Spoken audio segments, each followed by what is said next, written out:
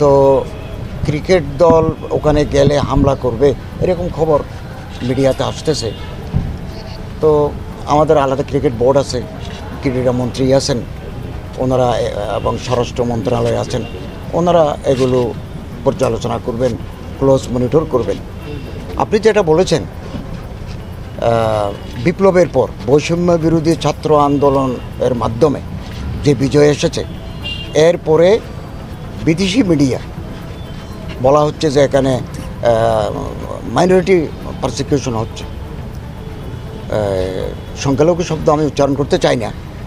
সনাতন ধর্ম, বৌদ্ধ ধর্ম, এই সমস্ত ধর্মের উপর, উপাসনালয়ের উপর, ঘরবাড়ির উপর হামলা হচ্ছে। বাংলাদেশ ভারতের সম্পর্ক, আমরা তো এই বৃহত্তর প্রতিবেশী রাষ্ট্রের সাথে সুসম্পর্ক বহাল রাখতে চাই। স্যার একটু সামনে থাকতে, সুসম্পর্ক আমরা বহাল রাখতে চাই। রাজনাথ মন্ত্রী মহোদয়ের বক্তব্য আমরা শুনেছি। তো বাংলাদেশটা স্বাধীন রাষ্ট্র, স্বাধীন দেশ, আমাদের স্বাধীন পররাষ্ট্রনীতি আছে, এবং friendship to all, none to malice, সবার সাথে বন্ধুত্ব, কারোর সাথে শত্রুতা নয়, এটা আমাদের নীতি হয়ে আসছে। হামলা যে একেবারে হয় না এটা আমরা বলবো না, তবে সেটা বিক্ষিপ্ত, এটা খুব বেশি গুরুত্ব রাখে না। কারণ ঘরবাড়ি যদি আগুন দিয়ে থাকে হিন্দুর বাড়িতে কেউ, তো মুসলমানদের বাড়িতে তো আরও বেশি আগুন দিয়েছে, মসজিদেও তো আক্রান্ত হয়েছে। অতএব এটা কমিউনাল ফিলিং থেকে হয় নাই, এটা হচ্ছে পলিটিক্যাল কারণে। এবং আমি ধর্ম মন্ত্রণালয়ের দায়িত্বশীল হিসাবে আমার চিফ অ্যাডভাইজার সহ আমরা ঢাকেশ্বরী মন্দিরে গিয়েছি, একবার নয় আমি দুবার গিয়েছি। এবং মতিঝিলে সেনা কল্যাণ সংস্থার পাশে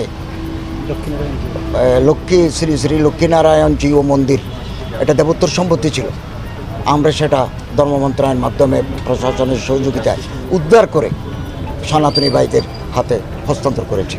আমি তো স্পষ্ট করে বলেছি, একেবারে সাপ কবলায় কোনো দেবোত্তর সম্পত্তি যদি থাকে, এটা যদি কোনো এনক্রোচার, কোনো বহিরাগত মানুষ দখল করে, যতই শক্তিশালী হোক, আমরা বর্তমান সরকার আইনশৃঙ্খলা রক্ষাকারী বাহিনীর সহযোগিতায় আমরা ওই জায়গা উদ্ধার করে মন্দিরকে ফেরত দেব। ঠিক অনুরূপভাবে ওয়াকফ সম্পত্তি যদি কেউ দখল করে খায়, আমাদের কাছে যদি এভিডেন্স থাকে দলিল ভিত্তিক, আমরা এটাও উদ্ধার করে এই ওয়াকফ মন্ত্রণালয়ের অধীনে আমরা ন্যস্ত করব। অতএব এই যে পারসিকিউশন অফ দি মাইনরিটিস যেটা বলা হচ্ছে, আমি মনে করি এটা সত্যতা নাই, এটা পলিটিক্যালি মোটিভেটেড একটা কাজ।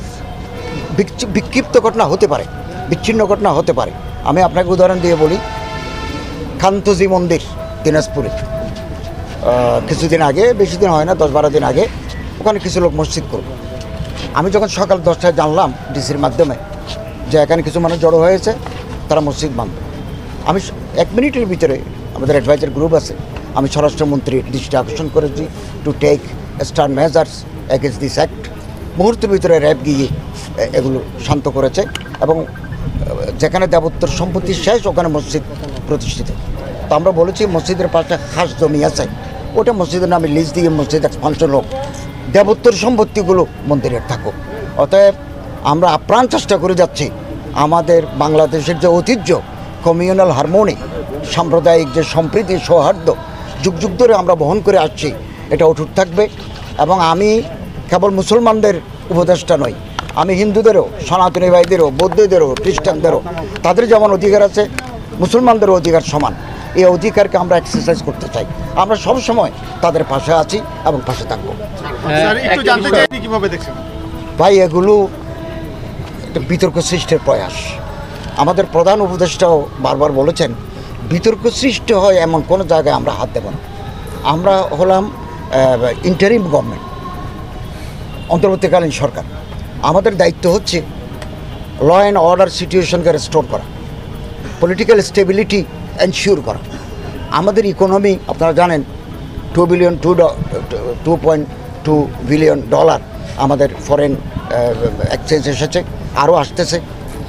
তো এটাকে যদি আমরা একটু বাড়াতে পারি, আরও বেশি বাড়াতে পারি, এবং একটা কনজেনিয়াল অ্যাটমসফিয়ার যদি দেশে তৈরি হয়, যখনই তৈরি হবে, আমরা নির্বাচন কমিশনকে ঢেলে সেজে একটা সুষ্ঠু অবাধ ইম্পার্শিয়াল নির্বাচন দিয়ে নির্বাচিত দলকে ক্ষমতা হস্তান্তর করে আমরা বিদায় নেব। হজের প্যাকেজ মূল্য কমানোর পরিকল্পনা হ্যাঁ, এটা পরিকল্পনা রয়েছে, আমরা কাজ করে যাচ্ছি। আপনি জানেন হজের হাজিরা যে টাকা দেয় ওই টাকা থেকে 1 পয়সাও আমরা ধর্ম মন্ত্রণালয়ে রাখি না।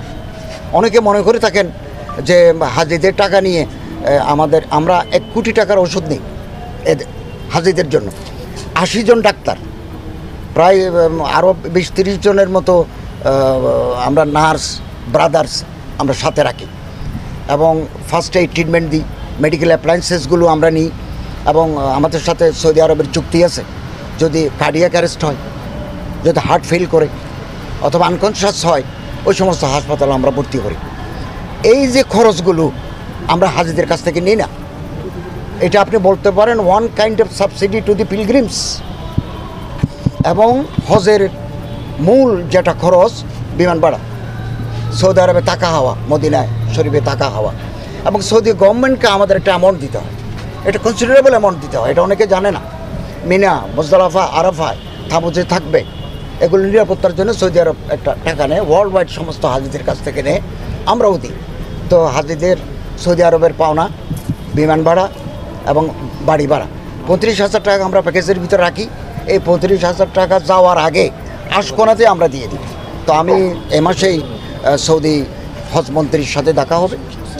আমি আপ্রাণ চেষ্টা করছি যে হাতে কমানো যায় এই হাতে কমিয়ে এটাকে জনগণের কাছে গ্রহণযোগ্য একটা প্যাকেজ আমি ঘোষণা করতে চাই। বিভিন্ন জায়গায় না, মাজার ভাঙা হোক, মসজিদ ভাঙা হোক, মন্দির ভাঙা হোক, এগুলো গর্হিত কাজ। এগুলো যেগুলি যেভাবে আছে সেভাবে থাকা দরকার। আমরা আপনাদের মাধ্যমে দেশবাসীকে জানাতে চাই, এরকম যদি কোনো ইনসিডেন্ট হয় যেখানে আমাদের কমিউনাল হারমোনি, আমাদের ভ্রাতৃত্ববোধ নষ্ট হয়, আপনারা আমাদের জানালে আমরা মুহূর্তের ভিতরে সেটা আইনগত ব্যবস্থা নেব। আমরা মনে করি ধর্মীয় প্রতিষ্ঠানে, বিশেষ করে উপাসনালয়ে যারা হামলা চালায় তারা মানবতার শত্রু, তারা ক্রিমিনাল। আমরা ক্রিমিনালদের ধরে আইনের আওতায় আনার জন্য ব্যবস্থা নিচ্ছি। আপনারা জেনে খুশি হবেন, আমরা আইন শৃঙ্খলা রক্ষাকারী কর্তৃপক্ষ আমাদের স্বরাষ্ট্রমন্ত্রীর মিলের আয়তনে আমরা বিভিন্ন মন্ত্রণালয়, আইজিপি, ডিজিএফআই, এনএসআই, কোস্টগার্ড আমরা মিটিং করেছি। আমরা মিটিং করে জেলা প্রশাসক মহোদয় বাংলাদেশের আমরা ওনাদেরকে জানিয়ে দিয়েছি যে মাদ্রাসার ছাত্রদেরকে এই পূজার সাথে সম্পৃক্ত করলে তারা মন্দির পাহারা দেবে। কেবল ষষ্ঠী থেকে নয়,